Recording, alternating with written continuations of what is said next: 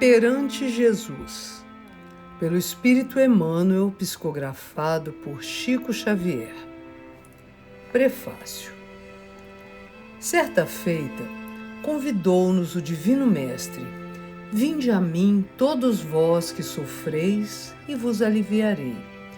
E através do tempo, todos nós, os que nos consideramos imperfeitos e infelizes, fomos a Ele, a fim de ouvir-lhe as instruções. Os oprimidos e aflitos, os doentes, os cansados, os sedentos de justiça, os desarvorados, os desvalidos, os desamparados, os perseguidos, os caluniados, os tristes, os desesperados, os fracos, os irritadiços, os incompreendidos e toda uma legião de sofredores, buscamo-lo avidamente, aguardando-lhe os ensinamentos e promessas, manifestando-nos em torno dele, qual ocorre nesse livro. E o Divino Mestre respondeu-nos com as instruções da Boa Nova, cuja validade é definitiva para todos os tempos. Amparou-nos o Senhor, reconfortou-nos, esclareceu-nos, traçando-nos os caminhos para chegarmos até Ele e conhecermos a nós mesmos, expressando-se claramente com vistas a todos os povos. Reergueu-nos o ânimo e guiou-nos para a verdade e para o bem, iluminando-nos o coração e a inteligência. Cabe-nos agora a obrigação de escutar-lhe as orientações e acompanhar-lhe os exemplos que lhe caracterizam a grandeza. Emmanuel, Uberaba, 19 de janeiro de 1990.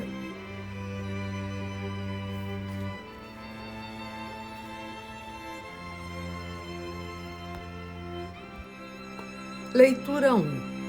No roteiro cristão. Em verdade, Cristo avança. E se realmente necessitamos da sabedoria que lhe erija um trono de glorificação no cérebro dos homens, não podemos prescindir do amor que lhe pavimente o caminho no reino das almas. A cultura da inteligência e a cultura do coração, isto é, do sentimento. É por isso que, aceitando o campo vasto do espiritismo evangélico, por abençoada escola de preparação à frente do futuro, compreendemos que a fenomenologia possui o destacado lugar que lhe compete nos arraiais doutrinários, e não ignoramos que as ilações filosóficas constituem um complemento inalienável do esquema de ensinamentos que integra o patrimônio sublime da nova revelação. Assinalamos, no entanto, por serviço urgente e inadiável, a educação do homem interior, afeiçoando-o ao Evangelho redivivo, nos padrões do Cristo, gerando energias do caráter e do sentimento, únicos moldes de elevação moral suscetíveis de garantir a renovação do mundo. Se o Mestre torna ao planeta, por intermédio de vozes inúmeras que se fazem emissárias do seu verbo de luz, não podemos, indiscutivelmente, olvidar, esquecer a construção dos caminhos espirituais destinados a veicular-lhe a divina influenciação. É por esse motivo que nos detemos no esforço de erguimento da alma popular a mais altos níveis, a fim de que a fortuna científica de alguns se descentralize em benefício de todos e para que a bênção do amor se incline ao fundo do vale, onde se debatem as forças desvairadas da discórdia e da ignorância, desintegrando as nuvens de miséria e de dor que impedem a planificação da terra melhor sob a inspiração do nosso Divino Mestre. Nesse sentido, urge nos convertamos não somente em ouvintes atenciosos da palavra ou em pregoeiros da fraseologia brilhante, mas igualmente em trabalhadores ativos e sinceros, capazes de suportar a charrua pesada nas tarefas sacrificiais da nova sementeira, colaborando na edificação do homem renovado, efetivamente digno do título da humanidade que vaidosamente ostentamos. A esfera de serviço agiganta-se sobre todos os aspectos, e Jesus, na vanguarda, pede mãos operosas e corações devotados ao infinito bem que extirpem da plantação espiritual do mundo os vermes destruidores do egoísmo e do orgulho, da maldade e do ódio, sem eliminar a vida promissora nas vergônteas, isto é, nos brotos valiosos que enriquecerão a gleba planetária no futuro grandioso, reclamando braços que não se recolham, desalentados e indolentes, diante da perturbação e do sofrimento, da dificuldade e da sombra, colocando acima de tudo a obra que nos compete desenvolver e incentivando com o milagre da boa vontade incessante a criação da mente cristã, segura e compreensiva, apta a aplicar com alegria os sagrados princípios que a Boa Nova nos convida a materializar, na legítima consagração do reino de amor entre todas as criaturas.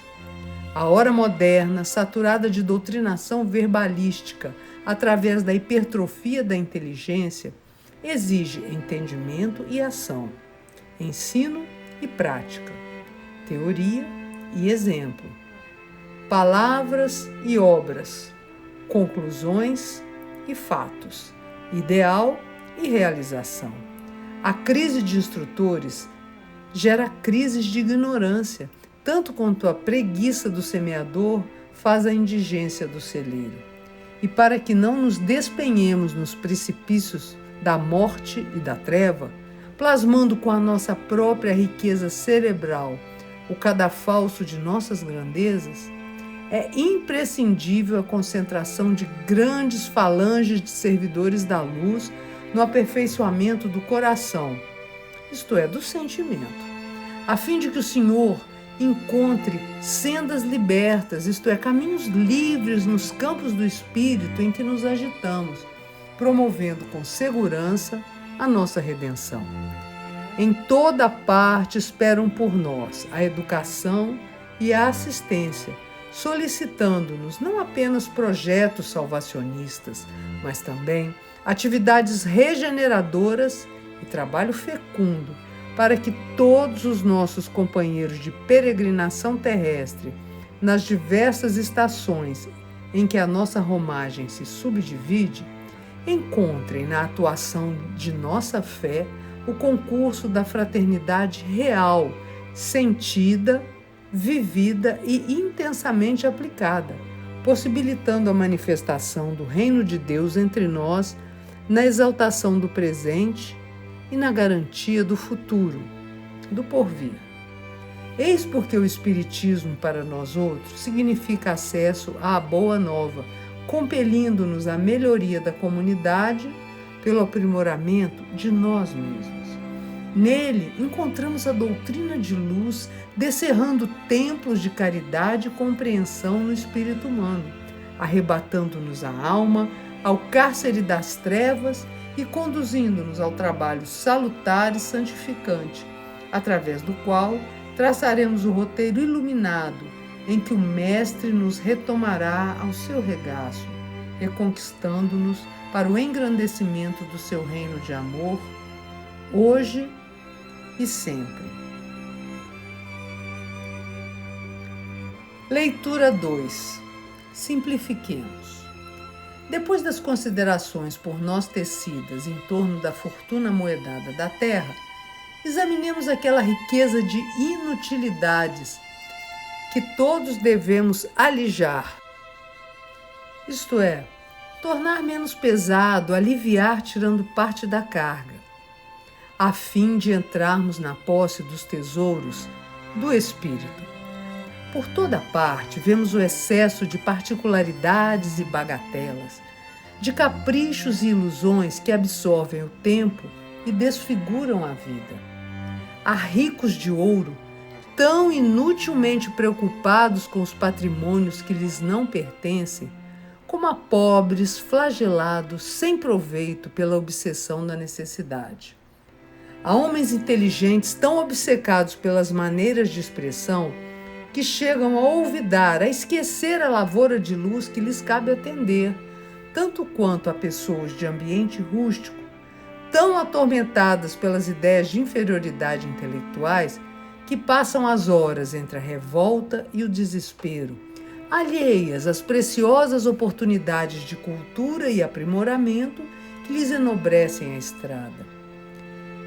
Vemos jovens tão engodados, isto é, enganados, iludidos pelas seduções da carne moça, que mais se assemelham a flores envenenadas, e velhos tão absurdamente entregues à lamentação e à tristeza, que mais se parecem espinheiros de sofrimento. Quanto a uns e outros, pede à existência testemunhos de compreensão e atividade, educação e serviço.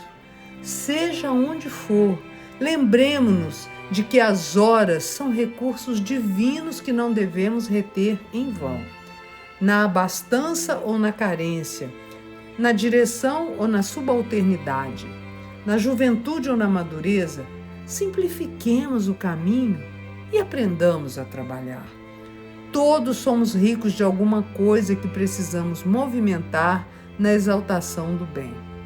Ainda mesmo as criaturas mais duramente provadas no mundo, quais sejam aquelas que se prendem ao leito de imobilidade física e tortura mental, são ricas do ensejo, da oportunidade de praticar paciência e calma, entendimento e fé viva. Empobreçamos-nos de aflição inútil, olvidemos, esqueçamos o luxo dos detalhes vazios e, abraçando a simplicidade, onde estivermos, valorizemos as riquezas de Deus que repousam em nossas mãos. Leitura 3. Confraternizemos. Reunidos a serviço da verdade e do bem com Cristo, não nos esqueçamos de que, se permanecemos à frente dos homens que necessitam do Espiritismo, colaboramos com o Espiritismo que não prescinde dos homens. Efetivamente, é indispensável começar a jornada de elevação, acender a primeira luz e guardar a bênção do início. Entretanto, urge evitar a demora nas extrações de trabalho incompleto. A mera procura da verdade organiza somente investigadores. A exclusiva busca de benefícios perpetua a caçada ao menor esforço. Estabelecer simplesmente o intercâmbio mediúnico entre encarnados e desencarnados, com todos os aparatos de identificação, pode restringir-se à tarefa informativa. Provar a sobrevivência individual após a morte, sem criar incentivo à espiritualidade superior, é apenas descoberta de campos novos, com ausência de estímulo ao progresso e à edificação. Fomentar o conforto, sem apelos à responsabilidade, é cristalizar o personalismo inferior e anestesiar as forças de acesso à consciência divina. Distribuir mensagens consoladoras por simples entusiasmo da crença, distante do roteiro que oferecemos a outrem, será atender, em caráter exclusivo, a pura convenção postal entre os dois mundos.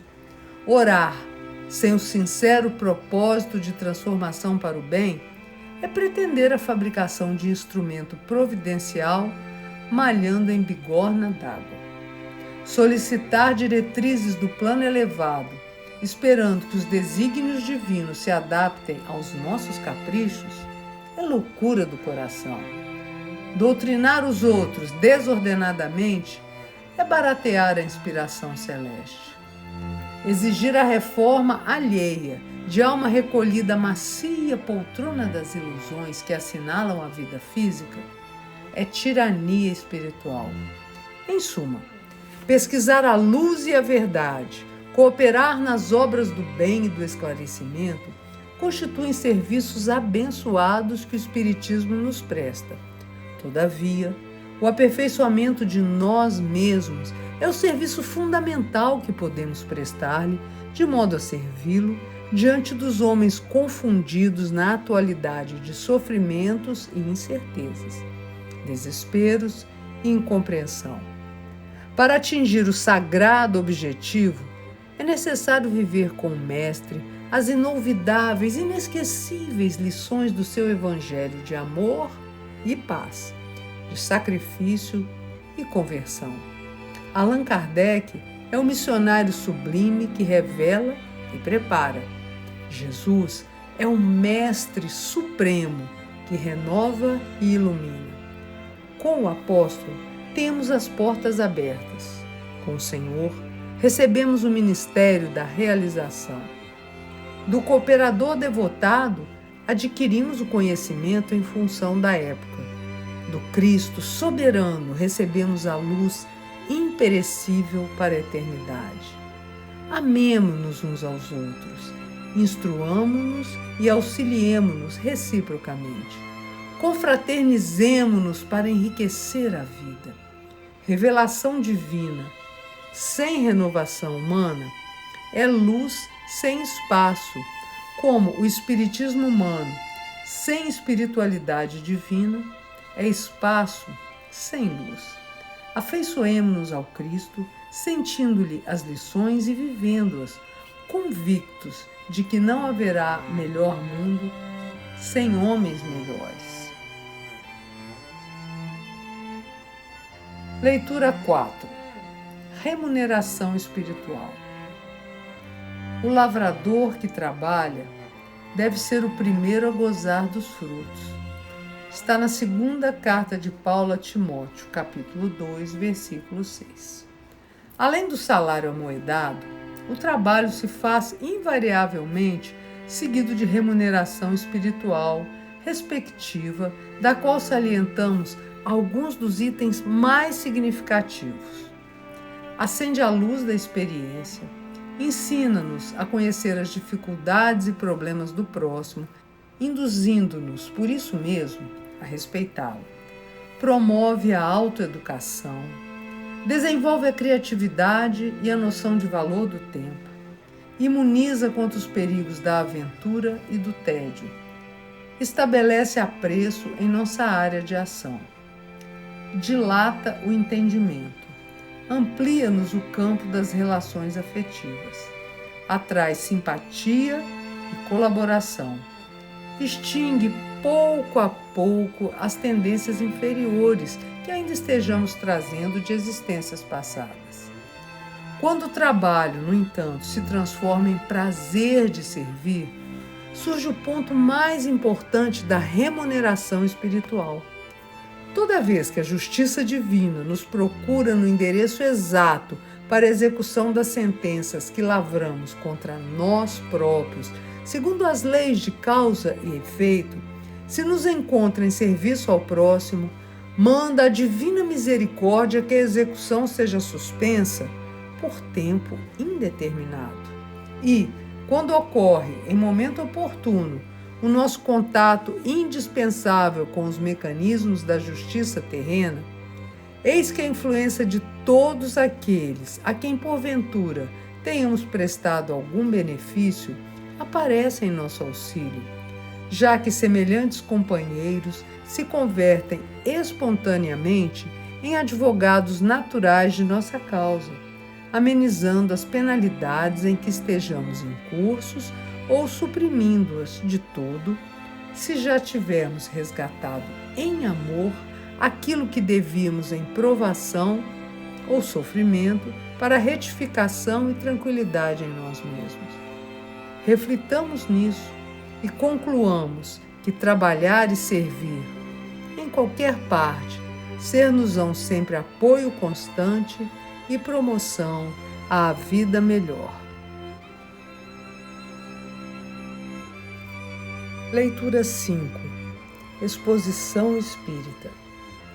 Quanto mais se aperfeiçoam no mundo as normas técnicas da civilização, mais imperiosas se fazem as necessidades do intercâmbio. À vista disso, nos mecanismos de propaganda em toda parte, os mostruários do bem e do mal se misturam, estabelecendo facilitários para a aquisição de sombra e luz. Nesse concerto de forças que se entrechocam nas praias da divulgação, em maré crescente de novidades ideológicas, através das ondas de violentas transformações, a doutrina espírita é o cais seguro do raciocínio, garantindo a alfândega da lógica destinada à triagem correta dos produtos do cérebro humano com vistas ao proveito comum. Daí a necessidade da exposição constante dos valores espíritas evangélicos, sem o ruído da indiscrição, mas sem o torpor do comodismo. Serviço de sustentação do progresso renovador. Quando puderes, auxilia essa iniciativa benemérita de preservação e salvamento.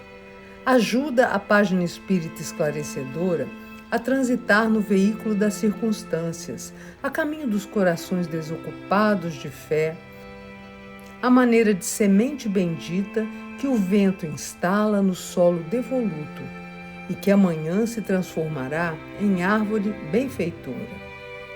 Ampara o livro espírita em sua função de mentor da alma na cátedra do silêncio. Prestigia o tempo espírita com respeito e a presença, com o entendimento e a cooperação, valorizando-lhe cada vez mais a missão de escola para a vida superior. Como possas e quando possas, relaciona as bênçãos que já recebeste da nova revelação, reanimando e orientando os irmãos do caminho. Disse-nos Jesus: não coloques a lâmpada sob o alqueire. Podes e deves, assim, expor a tua ideia espírita através da vitrina do exemplo e da palavra na loja da tua própria vida para fazê-la brilhar. Leitura 6. Resposta em Jesus. Recorda que todos os desafios do mal devem encontrar no campo de nossas almas a resposta em Jesus. Para o sarcasmo, a resposta é a caridade em forma de silêncio. Para a calúnia, a resposta é a caridade em forma de perdão. Para o egoísmo, a resposta é a caridade em forma de renúncia. Para o fanatismo, a resposta é a caridade em forma de tolerância. Para a ingratidão, a resposta é caridade em forma de esquecimento. Para a preguiça, a resposta é caridade em forma de trabalho. Para a tentação, a resposta é caridade em forma de resistência. Para a ignorância, a resposta é caridade em forma de educação. Para a violência, a resposta é caridade em forma de brandura. Para o crime, a resposta é caridade em forma de socorro às vítimas da delinquência. Para as trevas, a resposta é caridade em forma de luz. Para todos os processos de atividade inferior, a resposta é caridade em forma de auxílio à criação do melhor. Em qualquer problema no caminho da vida, a resposta cristã será sempre desfazer a força do mal pela força do bem. Leitura 7. Perante o Divino Mestre. Que mal fez ele? Perguntou Pilatos. Porém, cada vez clamavam mais: seja crucificado. Isto está em Mateus, capítulo 27, versículo 23. Jesus Cristo, condenado sem culpa, vencido e vencedor. Profundamente amado, violentamente combatido. De todos os títulos, preferiu o de mestre, conquanto devesse, nas provas supremas, reconhecer-se abandonado pelos discípulos.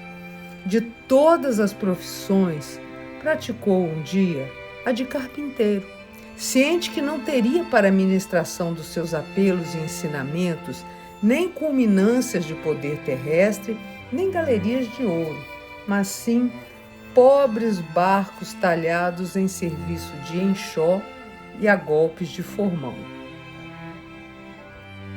Enxó é um instrumento usado pelos carpinteiros, é um cabo curto e uma chapa de aço cortante. Soberano da eternidade, permitiu-lhe aplicassem a coroa de espinhos, deixando-se alçar num sólio, isto é, num trono, constituído de 2 lenhos justapostos em 2 traços distintos. Ele, que se declarou enfeixando o caminho, a verdade e a vida, deu-se na extrema renúncia em penhor de semelhante revelação, suspenso nas horas derradeiras sob o traço vertical que simbolizava a fé, a erigir-se em caminho para o céu, e sob o traço horizontal que exprimia o amor, alimentando a vida na direção de todas as criaturas, como a dizer-nos que ele era, na cruz, a verdade torturada e silenciosa, entre a fé e o amor, a sustentar-se claramente erguida para a justiça divina, batida e supliciada pelos homens, mas de braços abertos.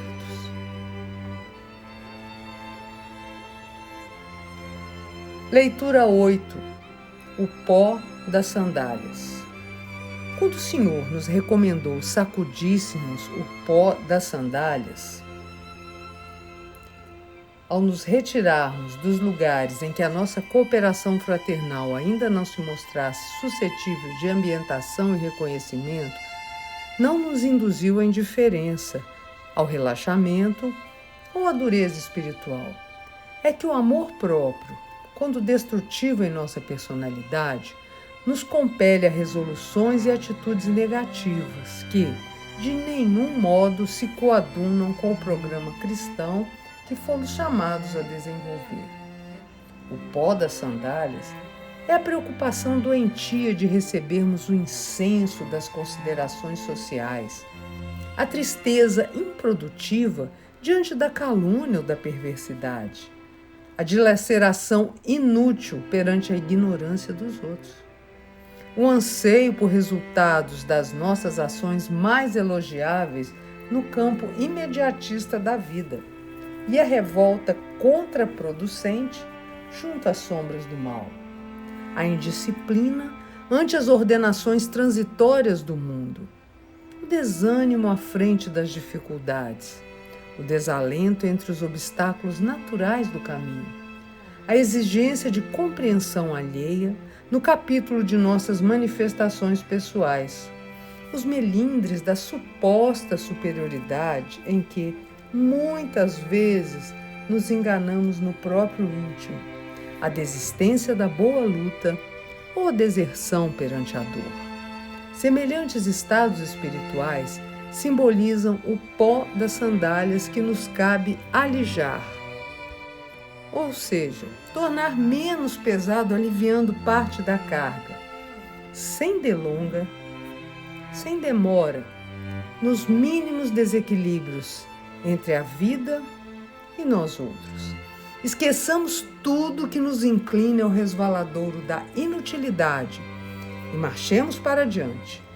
Grande é o campo da terra, até que a ventania e a tempestade possam remover os tropeços de muita paisagem empedrada e escura na gleba, que é o terreno próprio para cultivo do planeta. Prossigamos semeando o bem, cultivando e defendendo em todos os setores de nossa tarefa, convictos de que a plantação da luz produzirá os resultados da felicidade e da perfeição para a vida imortal. Leitura 9. O ofendido. Então, Pedro, aproximando-se, lhe perguntou: Senhor, até quantas vezes meu irmão pecará contra mim que eu lhe perdoe? Até 7 vezes? Isso está em Mateus capítulo 18, versículo 21. Se alguém te ofendeu, perdoa. Não 7 vezes, mas 70 vezes 7 vezes. O ensinamento do Cristo define com clareza as vantagens potenciais da criatura insultada ou incompreendida. Por isso mesmo, não traça o Divino Mestre quaisquer obrigações de caráter imediato para os ofensores, de vez que todos aqueles que ferem os outros esculpem para logo, na própria alma, os estigmas da culpa. E toda culpa é sempre fator de enfermidade ou perturbação. Em todo processo de ofensa, quem a recebe se encontra num significativo momento de vida espiritual. É quem dispõe do privilégio de desfazer as trevas dos gestos impensados, suscetíveis de se alastrarem em desequilíbrio. Quem guarda a possibilidade de preservar a coesão e a harmonia do grupo em que se entrega. Quem conserva as rédeas da defesa íntima de quantos lhe usufruam a amizade e a convivência, ainda capazes de reações inconvenientes ou negativas à frente da injúria. Quem efetivamente pode auxiliar o ofensor através da bondade e do entendimento com que ele acolhe as agressões. E quem, por fim, consegue beneficiar-se resguardando o próprio coração por imunizá-lo contra a queda em revide ou violência.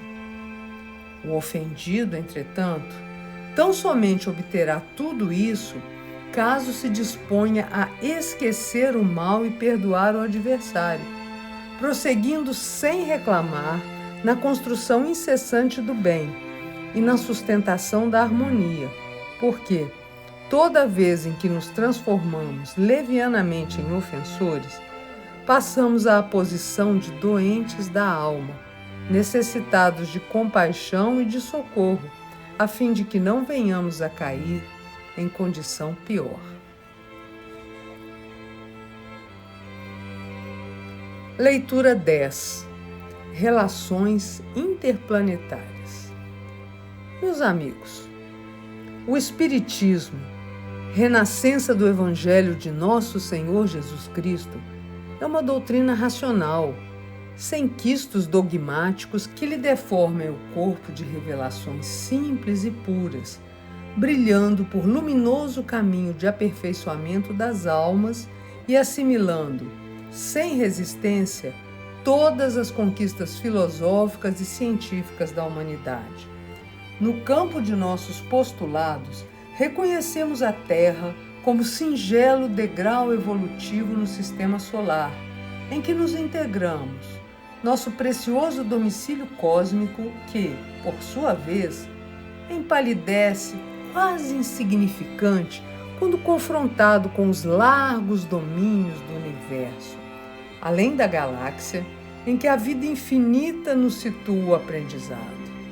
Não ignoramos, assim, que outros mundos enxameiem no espaço, revelando a sabedoria do Criador, e que outras humanidades evoluem no rumo da perfeição, qual acontece conosco, através do trabalho e da experiência. Semelhantes conclusões, a nosso ver, todavia, agravam as nossas responsabilidades no serviço que devemos ao mundo, porque qualquer conquista da Terra no campo de relações interplanetárias não modificaria o quadro inquietante de nossas necessidades morais, junto ao qual compete o incessante esforço da educação para que se intensifiquem e aperfeiçoem as relações espirituais entre a plenitude do Cristo e a carência dos homens. Cabe-nos, pois, tão somente por agora, a vós outros e a nós, trabalhadores encarnados e desencarnados, o árduo ministério de nossa própria reforma íntima, com o bem infatigável aos nossos semelhantes, nos padrões de Jesus, a fim de que o reino do amor se estabeleça na terra, habilitando-nos à comunhão com os planos superiores. Desse modo, segundo cremos, qualquer manifestação próxima ou remota dos habitantes de outros planetas em nosso globo não pode alterar o nosso programa de trabalho, de vez que a nossa missão é estritamente espiritual, não obstante abranger, como é justo, qualquer estudo digno em torno de problemas que nos firam a marcha.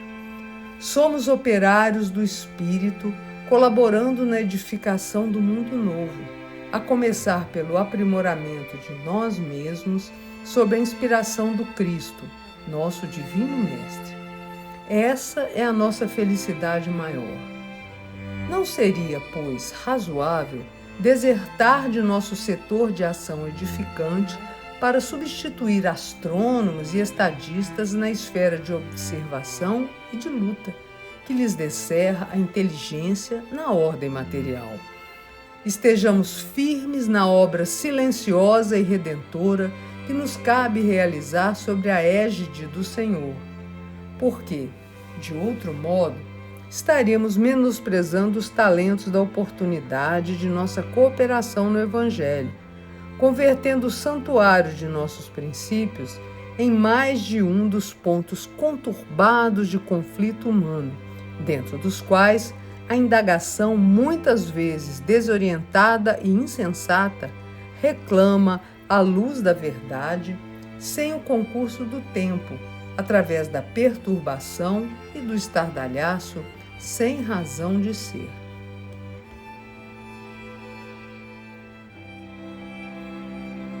Leitura 11. Escarnecedores. De todos os elementos que tentam perturbar as obras divinas, os escarnecedores são os mais dignos de piedade fraternal. É que são enfermos pouco suscetíveis de medicação, em vista de serem profundamente ignorantes ou profundamente perversos. O escarnecedor costuma aproximar-se dos trabalhadores fiéis das ideias novas, exigindo-lhes provas concludentes das afirmações espirituais que lhes constituem a divina base do trabalho no mundo. É interessante, porém, observar que pedem tudo sem se disporem a dar coisa alguma. Querem provas da verdade, contudo, não abandonam as cavernas mentais em que vivem usualmente, nem mesmo para vê-las. Querem demonstrações espirituais agarrados, à maneira de vermes, aos fenômenos materiais. Os infelizes não percebem que se emparedaram no desconhecimento da vida, ou no egoísmo que lhes agrava os instintos perversos, e tocam a rir nos caminhos do mundo, copiando os histriões, ou seja, os comediantes da irresponsabilidade e da indiferença. Zombam de todas as reflexões sérias. Mofam, isto é, ridicularizam todos os ideais do bem e da luz. Movimentam nobres patrimônios intelectuais no esforço de destruir e, por vezes, conseguem cavar fundo abismo onde se encontram. Os aprendizes sinceros do Evangelho devem, todavia, saber que semelhantes desviados andarão na terra segundo as próprias concupiscências, que seriam as cobiças de bens materiais. São folhas conscientes do mal que só a misericórdia divina poderá transformar ao sublime sopro de suas renovações. É preciso não perder tempo com essa classe de perturbadores renitentes às atividades do bem. São expoentes do escárnio, condenados a receber as consequências dele. Por si mesmo, já são bastante desventurados. Se algum dia cruzarem-te o caminho, suporta-os com paciência e entrega-os a Deus.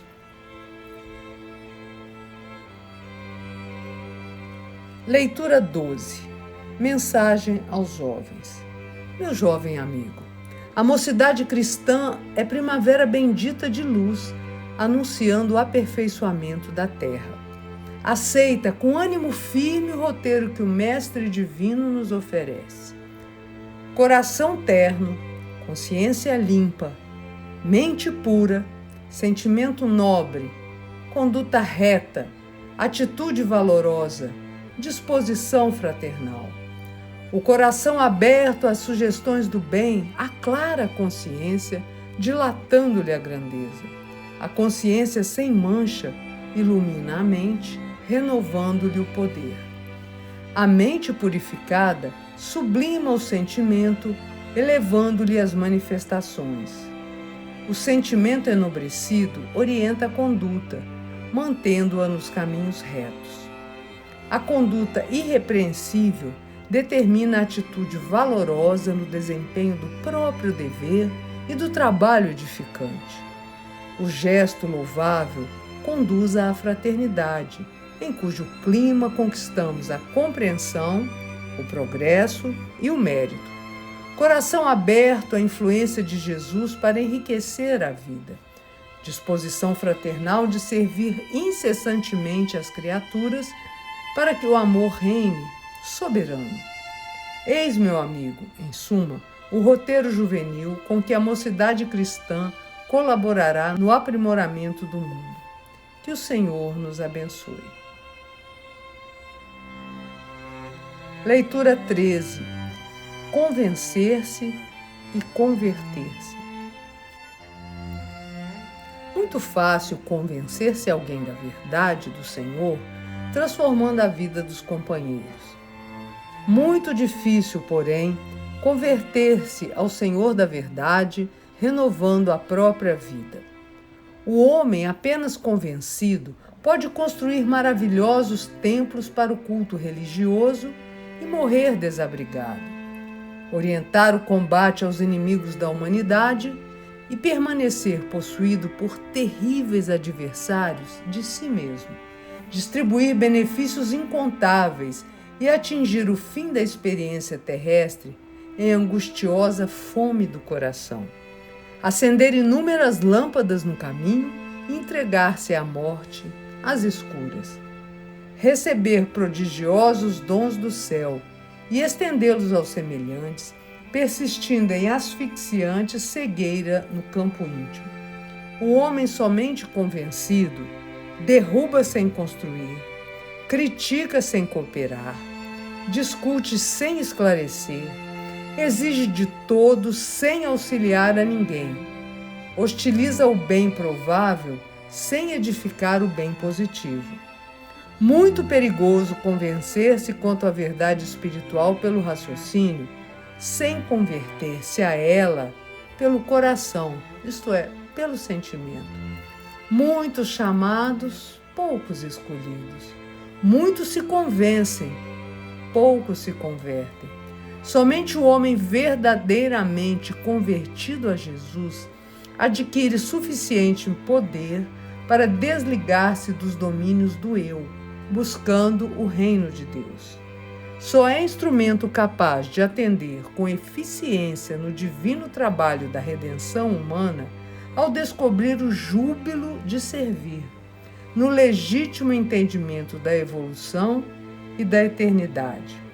Representa efetivamente o discípulo fiel, o cooperador decidido e voluntário. Para o seu raciocínio, unido ao sentimento, terminou o nevoeiro da negação, da incerteza e da dúvida. O Senhor determina e ele obedece. Leitura 14. Renunciação.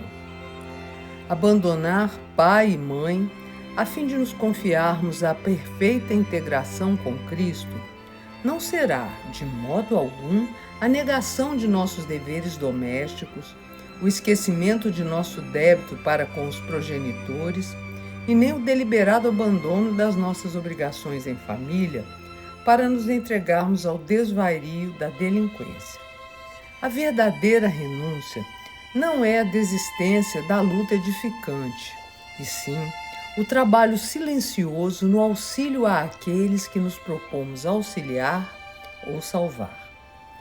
Quem renuncia com Jesus não se ausenta da paisagem de serviço, onde a vida lhe impõe dificuldades amargas e problemas difíceis, mas permanece fiel ao Mestre no quadro de provações em que lhe cabe exercitar a humildade e a paciência, aprendendo a apagar-se na esfera do próprio eu para o justo soerguimento daqueles que o cercam.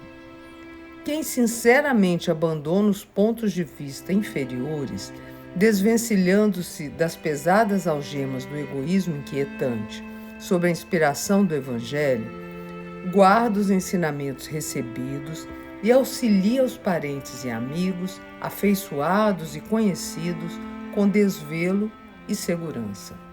O apóstolo, aliás, nos adverte: se não sabemos amar ao irmão que se encontra mais próximo de nós, como poderemos amar a Deus que se encontra distante? Se não ampararmos ao companheiro que vemos, como conseguiremos auxiliar aos anjos que ainda não podemos ver? Em matéria de renunciação, não nos esqueçamos do exemplo do Senhor. Vilipendiado, isto é, ultrajado, desrespeitado, escarnecido, dilacerado e crucificado, Jesus renuncia ao contentamento de permanecer em seu divino apostolado na Galileia, aceitando o extremo sacrifício. Mas, ao terceiro dia, depois do transe da morte, sob a eterna claridade da ressurreição, ei-lo de volta aos beneficiários indiferentes e aos discípulos enfraquecidos, revelando a qualidade do seu amor excelso e sublime pela humanidade inteira. Abandonar os que convivem conosco, portanto, por amor ao Evangelho, é calar os pruridos de nossa personalidade exclusivista e gritante para ser-lhes mais úteis no anonimato da compreensão e da caridade. Para seguirmos ao Cristo, não basta esquecer o mal, e sim plantar sobre a ignorância e sobre a penúria que o produzem a lavoura divina do verdadeiro bem.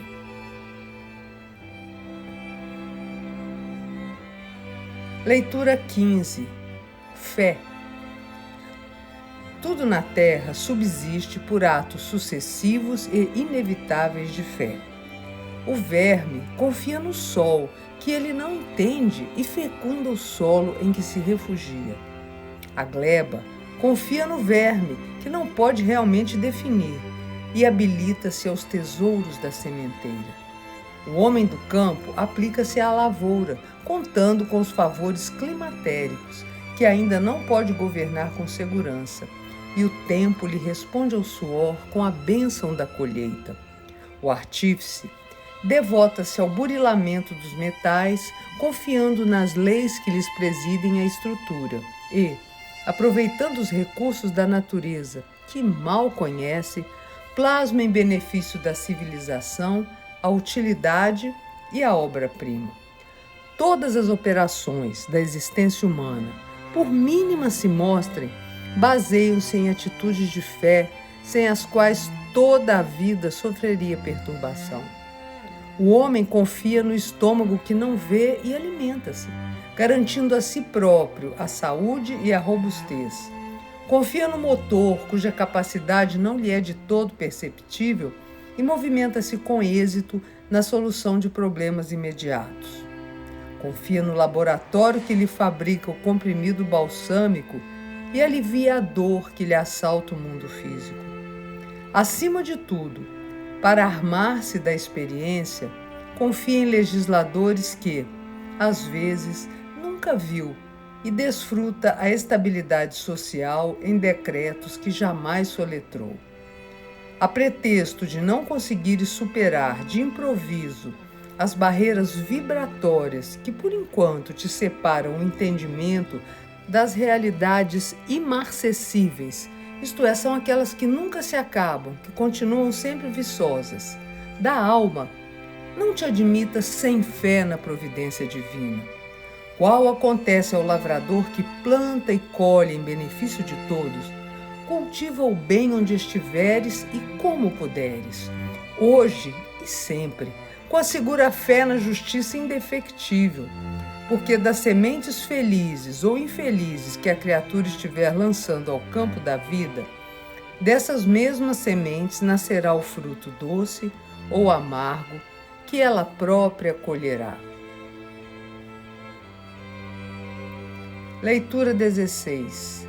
Ante a vida maior. Quem encontra a paternidade divina no mundo respeita as injunções que seriam as regras da consanguinidade, mas não se agarra ao cativeiro da parentela. Honra pai e mãe realmente.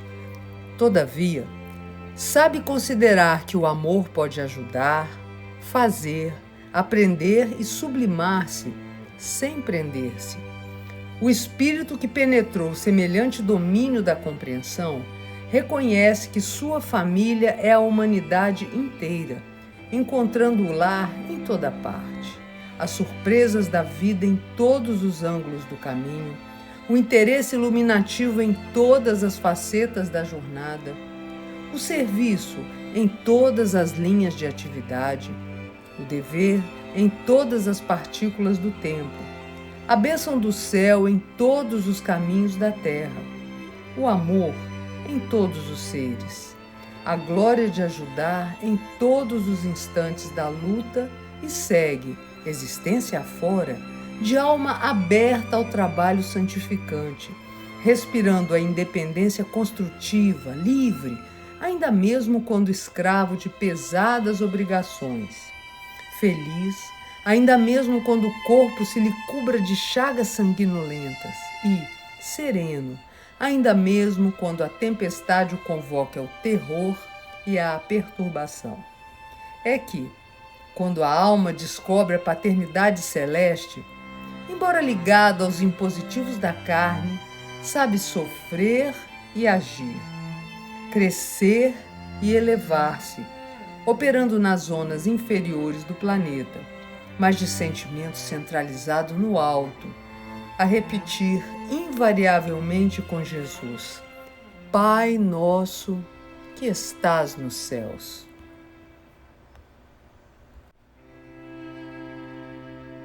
Leitura 17.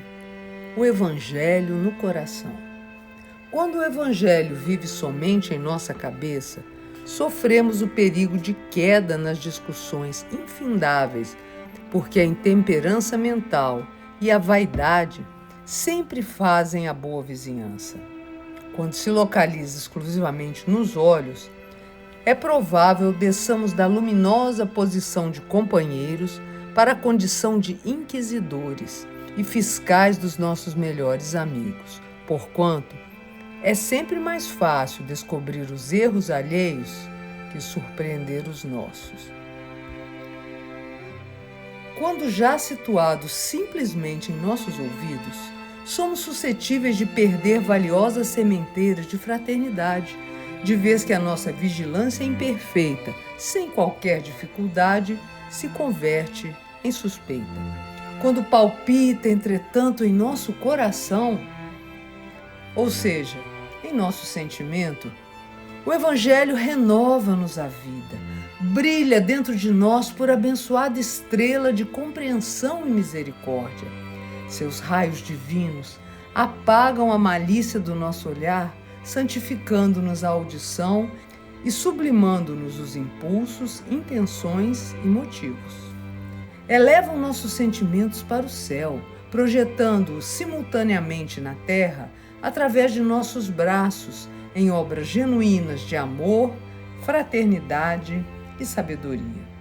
Quando encontramos o discípulo do Senhor, sem oportunidade de fixar as cicatrizes e defeitos do próximo, sem horas para guardar os tóxicos da maledicência e sem ocasião para salientar os males dos outros, mantendo-se tranquilamente no santo serviço da caridade e da luz, a bem de todos, estejamos convencidos de que esse companheiro terá colocado o testamento redentor no imo do peito, vivendo entre os necessitados e sofredores do caminho terrestre, na condição de abençoada lâmpada acesa que sombra alguma alcançará.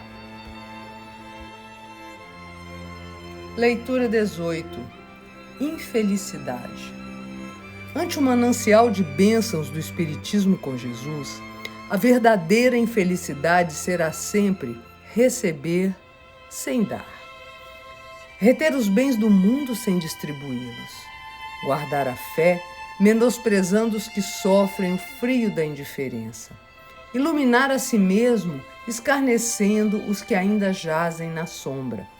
Exibir humildade, amaldiçoando as vítimas do orgulho. Ornar a própria senda com os mais altos valores culturais, recusando a esmola do alfabeto aos que padecem a chaga da ignorância. Conservar a própria saúde, olvidando, isto é, esquecendo os enfermos. Encastelar-se no conforto, esquecendo os que são afrontados pela miséria. O infortúnio real será ainda ensinar o bem sem praticá-lo, conhecer a verdade e consagrar-se ao erro sistemático, aceitar os princípios da sublimação espiritual, mergulhando-se nas trevas da animalidade e da estagnação nas linhas inferiores do mundo, saber o caminho da elevação própria, tentando enganar a si mesmo no fundo despenhadeiro da ilusão. Matar o tempo destinado a enriquecer-nos de vida. Há muita felicidade na terra que não constitui senão o trilho descendente para o abismo da aflição. Muitos riem agora, ostentando falsa alegria na máscara da carne, para chorarem amargamente depois. Aprendamos a viver para o bem dos outros, a fim de encontrarmos nosso verdadeiro bem.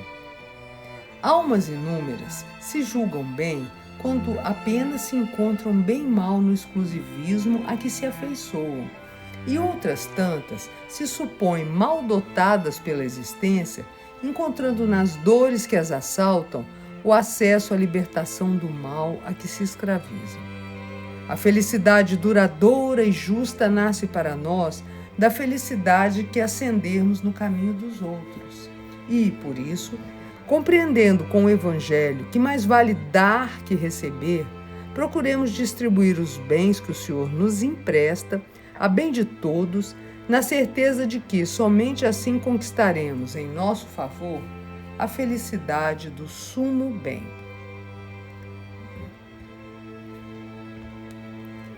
Leitura 19. Lembremos-nos. Aceitando a luz do Evangelho na consciência e no coração, somos de imediato promovidos à condição de cooperadores do divino pomicultor no campo imenso da vida. E cada criatura possui a gleba, que é o solo a ser cultivado, que lhe cabe cultivar. É a família consanguínea a que nos ajustamos, é a oficina do trabalho que nos aguarda o concurso, é o santuário da fé religiosa, onde a bênção do mais alto nos felicita.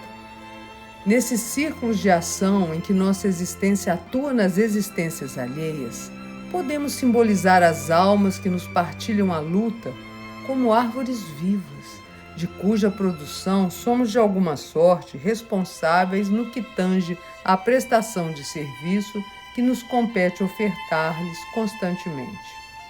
Assim considerando, não basta estejamos dispostos a manejar o machado na destruição caprichosa do vegetal que se tornou passível de nossa reprovação. É preciso examinar se, à maneira do Senhor, já fizemos o bem possível para analisar com segurança. Antes de censurar a plantação que nos rodeia, reparemos o teor do nosso concurso à terra confiada ao nosso esforço.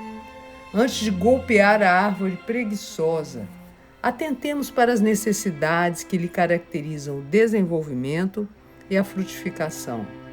Muitos reclamam do tronco desamparado, produtos incompatíveis com o abandono em que vive, e muitos entregam frondes e flores a vermes roazes e a ervas sufocantes, esperando inutilmente a colheita frustrada pela inércia a que se associam. Recordando esse símbolo, não movimente a pesada lâmina da crítica no ambiente em que a bondade divina te situou, sem antes considerar a qualidade de tua cooperação junto daqueles que respiram contigo o ar em que te sustentas. Recorda que ninguém pode amaldiçoar a árvore que feneceu, isto é, que murchou, que morreu por falta de adubação e defesa. Ninguém poderá igualmente exigir seara abundante e preciosa onde apenas se espalhou o escalracho, que é uma erva daninha, da negligência. Atende, enquanto é hoje, ao círculo de trabalho que te coube no imenso pomar da vida e guarda a certeza de que do teu suor e do teu carinho na lavoura do eterno bem nascerá, em teu favor, o celeiro de alegria e vitória com que te enriquecerás no abençoado amanhã.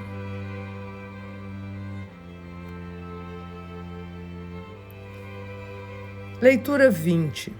Considerações sobre o uso do Evangelho. Devemos guardar o Evangelho na cabeça? Sim, porque precisamos orientar o pensamento para o bem. Cabe-nos a obrigação de imprimir o Evangelho nos olhos? Sim, porque é indispensável permaneça a nossa visão identificada com o ensinamento divino que transparece de todos os lugares. Compete-nos conservar o Evangelho nos ouvidos? Sim, porque é imprescindível registrar a mensagem de bondade que o alto nos reserva em todas as particularidades da senda a percorrer. É imperioso guardar o Evangelho nas mãos? Sim, porque nossos braços são instrumentos com os quais criaremos o mundo de nossas boas obras na direção do paraíso. Será necessário respeitar o Evangelho com nossos pés? Sim, porque a reta diretriz é imperativo comum. Justo, porém, antes de tudo, é situar o Evangelho no coração, para que o ensino de Jesus, aplicado em nós mesmos, resplandeça através de nossa mente, de nosso olhar, de nossa audição, de nossas mãos e de nossos pés, a fim de que não sejamos aprendizes fragmentários, subestimando o serviço do Divino Mestre. É imprescindível trazer a Boa Nova em todos os nossos pensamentos e aspirações, potências e atividades, salientando-se, contudo, o impositivo da lição de Jesus no imo de nossos sentimentos, para que estejamos ligados primeiramente ao Senhor e não ao nosso eu, de vez que, segundo as velhas e sempre jovens palavras da Escritura Celeste, onde guardamos o coração, aí se encontrará o tesouro de nossa vida. Evangelho no coração será, portanto, a plenitude do Cristo em nós.